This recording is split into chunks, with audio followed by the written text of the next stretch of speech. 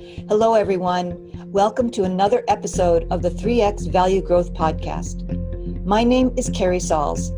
I'm a value growth advisor to the middle market and author of the bestseller, Multiply Your Business Value in 3 Steps.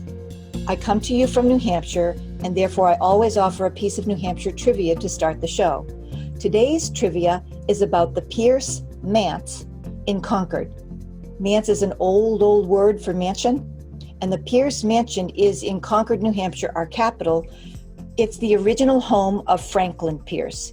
If you may recall your history, he is the only New Hampshire citizen to ever become president. And in fact, he was the youngest president we had up till that point in time. I'm joined today by Dwight Holcomb. Welcome, Dwight. Thank you, Carrie. I'm very happy to be here. Where are you calling in from? I'm in Pasadena, California. We're about the 10 other miles side of the outside country. downtown. Yeah. So are you being hit by the fires? It's not affecting me personally, but I have a number of friends that have, really, they're getting hit pretty hard. I don't know anyone who's been evacuated, but I've also heard there's quite a few evacuations now. We're all concerned about that, definitely. Well, Dwight, thank you again for joining us here on the 3X Value Growth Podcast. For those of you who don't know Dwight, let me give you a little bit of background about him. Dwight W. Holcomb is the author of the #1 Amazon bestseller, The Lean CMO.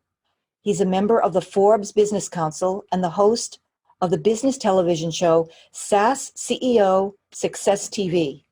This show airs on the C-Suite TV network, which has global distribution to over 59 million households and more than 90 million views per month. Welcome again, Dwight. Thank you again, Carrie. Good to be here. The topic for our interview today is the Lean CMO, how a small marketing budget can produce big results. And we're going to do that in just 7 minutes. Are you ready? I'm ready. Let's do it. Okay. Our 7 minutes starts now. My first question, who is your ideal client, Dwight?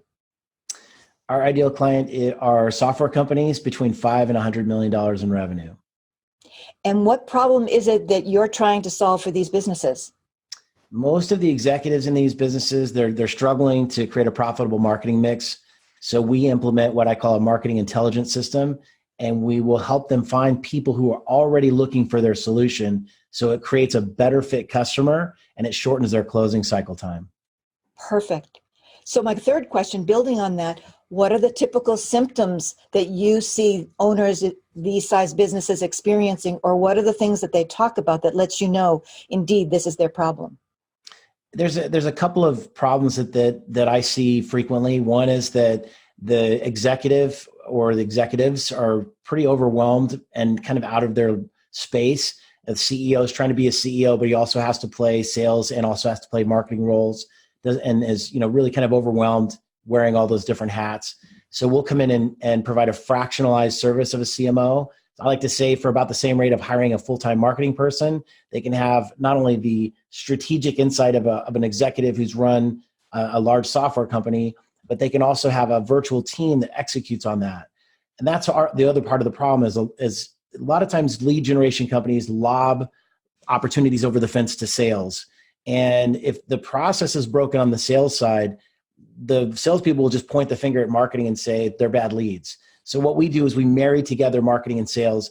So we get involved in the entire process. We support the sales process, making sure they're using a really good strategic consultative selling approach, a question-based approach of selling, so that when they get to the end, if it's still not closing, we can try other split testing on the front end from the marketing side. Things like, is it the right job title, the right area of the country, the right company size, the right industry, whatever those criteria may be. We're working in conjunction with the sales team to make sure we know that.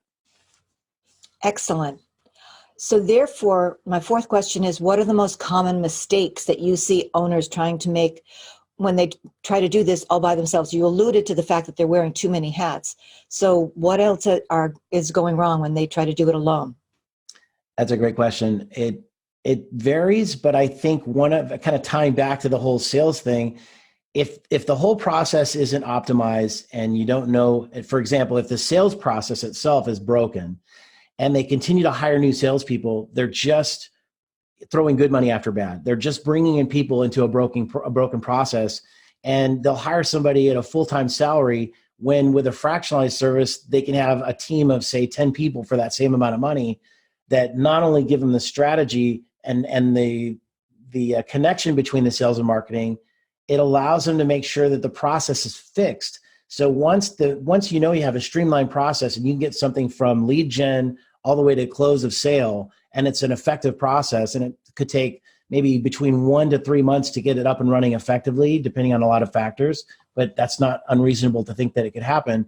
So in 3 months, you could have a fully functional system where now you have enough revenue coming in that you can invest in a new salesperson, because they're going to come in and have the best fit activities of running the relationship with the prospect and not trying to get them to do a bunch of cold calling and activities they may not even be doing correctly anyway. So by, again, bringing these two together and making sure it's fixed in the front end, they can then make sure they're not just throwing away money. And that's the biggest problem I see, is just people have tried, and also they've been burned by other providers. They've tried true lead generation where they're just throwing them leads, and they get to the end of 3 to 6 months, or if they hire a full-time person, it may take 6 to 8 months to onboard them. And you get a year down the road, no results. What do? You fire the person, or you have to start all over again from scratch. I think they're just frustrated that they've spent money, they've tried everything they can think of, and they haven't gotten the results. And now they're stuck. Like, what do we do next? And that's a huge problem and a horrible place to be. And you're right, if they've done it once, they don't want to repeat that. At the same time, they need to do something if they're going to get the sales that they need to continue to grow, to hit all their other numbers, their other metrics. But I want to get back, before I go on, to the idea of your topic, your book of the Lean CMO. Tell me just a hint of what are you teaching people that for this little budget of a fractional CMO that you bring on board, where are they getting the biggest results? So in the book, we lay out what I call an intelligence marketing blueprint, where it helps them first of all, look at the situation different, look at what they've been doing, kind of reinvent themselves and determine, is there a better way we can do this, to always be forward thinking and not just rely on it worked this way yesterday, it's not going to work that way tomorrow, and help them understand that they have to stay on top of things, especially now with technology and machine learning and soon to be a true AI that's going to eventually come into play. These things are happening faster than ever. We're in a society now that, you have to have a different set of value that you bring at all times that can't just be automated. And if you start to use automation in your process and you can work to bring results faster by using that automation, I'll give a great example. I talk a lot about, and I present to people as a technology futurist, and we talk about machine learning and AI. And there's an example of AI being used in medicine now, where they did IBM's Watson compared to doctors doing an assessment for lung cancer. IBM Watson scored, I think it was a 92% accuracy in diagnosing lung cancer. Doctors scored 50%. So if you're a doctor, you should either be really scared or really excited. And I choose to be excited by embracing the technology, because of the doctor who brings in IBM Watson and says, I'm Dr. Smith, powered by IBM Watson, they're now going to gain all this new credibility as somebody with the right technology, and they're going to gain new business from those who choose not to use the technology. They'll lose their clientele and their patients who will go to the Dr. Smith who has because after that's diagnosed, they still need the care of a physical person to help them out. And the same way with marketing, there's all these great tools out there, but if I'm scared to use them, then I'm going to lose to the people who choose to bring them in and add value to their clients in different ways. So we're always looking to use tools and automation, and we do use machine learning and automation and AI in our process. And so we can offer a different type of service than a lot of people can, because they're just behind on the technology itself. Wow, that was a goldmine. Thank you. Moving on to our fifth question, what's one valuable free action that our listeners could do on their own today? I think a simple place to start, and I share this with people often, I don't believe there's necessarily going to be someday this big, huge solution that just a magic wand is waved and it's the golden goose. I think it's a matter of it's going to be every area of your business. And you can start with something as simple as, like we talked about before this call even, Carrie, even your calendar scheduling software. Many people don't even use it today. If you're not using calendar scheduling software, you need to start. It's a great first place to start because so much time is wasted in the business process and the sales process of trying to get somebody on the phone. They agree to meet and you say, okay, when can you meet? Or, if you're doing it personally, you reach out by email and they say, well, I could do Thursday or Friday. And then you say, well, Thursday didn't work for me. How's next Monday? By the time that, you could spend a week or two just figuring that out versus here's my calendar link. You have access to my anytime, it shows all available times. They can pick what they want.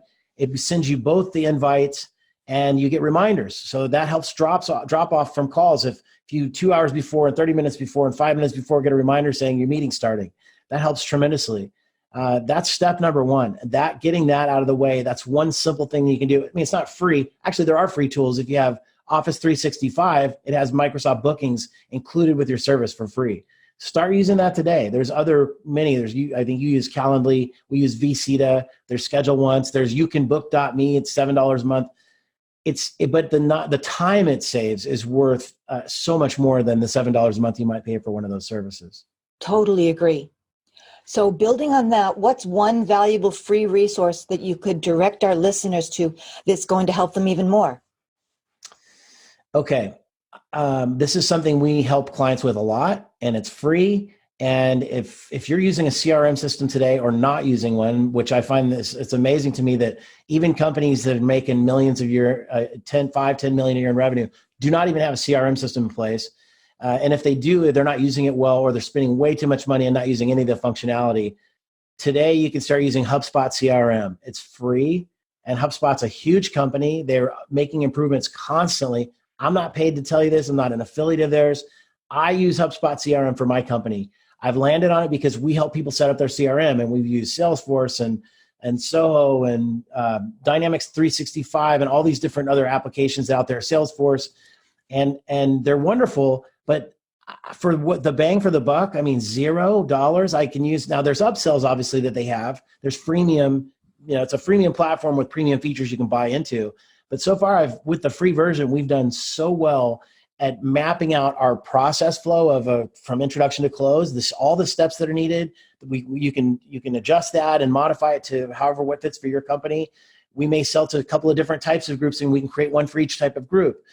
We can have the fields that we want to ask all the right questions, make sure those are entered. It's all completely, you can manipulate and change and modify it however you want for your business.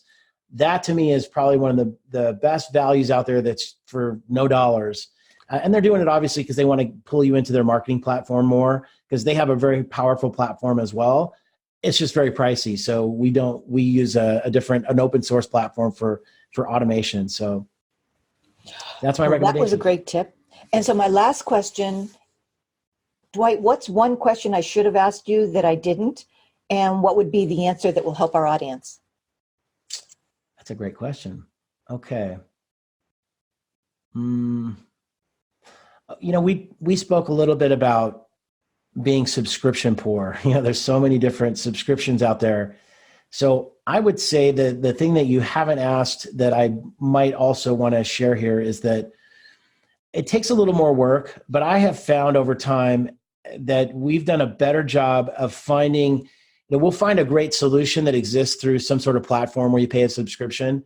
But oftentimes that same solution can be found through, if you're using WordPress on your website, there's plugins that you can find that it may take a little extra building or development work to make it work exactly the way you want. But in most cases, it's a pay once and maybe an annual re-up fee for new versions that are released, that sort of thing. But for the most part, if you were to use a platform that you pay money for, you can find an alternative that costs maybe a one-time plugin cost that you purchase that functionality onto your website. We started doing that, and I find that we're able to save so much money by not having all these subscriptions, and we're just going through one at a time and saying, are there options that we can use a free plugin or a paid plugin, which is a one-time fee versus paying? I'll give you an example. There's a great service out there called Typeform. I love Typeform. I'm not trying to knock them at all. They're about $30 a month. But we looked at, so you can do surveys. And this is a really great thing for a business. If you're doing surveys, if you're not, you should. It's a great way to get people in to create leads. and we have one called the marketing health test. So what's the health of your current marketing situation? You take this quick survey, we'll give you some answers. So it's a 5-question test. They take it or 5 to 10 questions. And then at the end, it gives them a temperature reading of, good, bad, medium, and good marketing health. And then we offer them, if you want to, have a free consultation to talk about strategy, we can do that. It's a great way because they're self-identifying they have the problem. All that to say that you could pay $30 a month for that, or there's a plugin you could pay, I think it's $49 one time, and we bought the plugin, we own it, we put it in there, and we created the exact same form with the same functionality that Typeform does. We just mimicked exactly what they were doing in terms of style and the ease of use, and now we don't have to pay $30 a month anymore. So just another example of how you can find free ways to do things that you don't have to continue to increase your monthly debt with these subscriptions. It's just weigh down any business over time. Well, all of this really reinforces the title that you gave us of the Lean CMO. Thank you, Dwight Holcomb, for joining me here on the 3X Value Growth Podcast. Thank you, Carrie. I'm honored to be here. Thank you. Thanks for checking out the 3X Value Growth Podcast. If you like what we're doing here, head over to iTunes and subscribe, leave us a review, or rate us. It's very much appreciated.